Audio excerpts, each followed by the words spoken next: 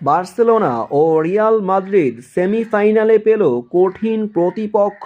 চলছে Spanish Copa del রের quarter ফাইনালে জয় পেয়েছে বার্সেলোনা ও রিয়াল মাদ্রিদ। স্পেনের এই শক্তিশালী দুই দলের প্রতিপক্ষ সেমিফাইনালে কারা হতে যাচ্ছে ইতিমধ্যেই তা জানানো হয়েছে। কোপা ডেল রের কোয়ার্টার ফাইনালে রিয়াল মাদ্রিদ লিগারেসকে 3 গোলে হারিয়েছে। অন্যদিকে 5-0 গোলে ভ্যালেন্সিয়ার বিপক্ষে জিতেছে বার্সেলোনা। রাফিনহার নেতৃত্বে দারুণ জয় পেয়েছে দলটি, যেখানে তারা নিশ্চিত করেছে সেমিফাইনালে তারা খেলবে।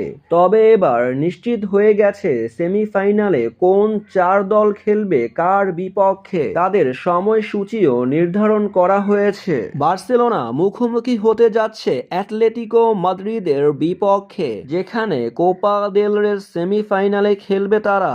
অন্যদিকে রিয়াল মাদ্রিদ পেয়েছে সহজ প্রতিপক্ষ, যেখানে তারা খেলতে যাচ্ছে রিয়াল সোসিয়েদাদের বিপক্ষে। এই দুই ম্যাচ দুই প্রতিপক্ষকে হারিয়ে তারা খেলতে পারবে বার্সেলোনা ও রিয়াল মাদ্রিদ ফাইনাল ম্যাচে। কোপা দেল রের ফাইনালে দেখা যেতে পারে বার্সেলোনা ও রিয়াল মাদ্রিদকে, এমনটাই আশা করছে সকলে।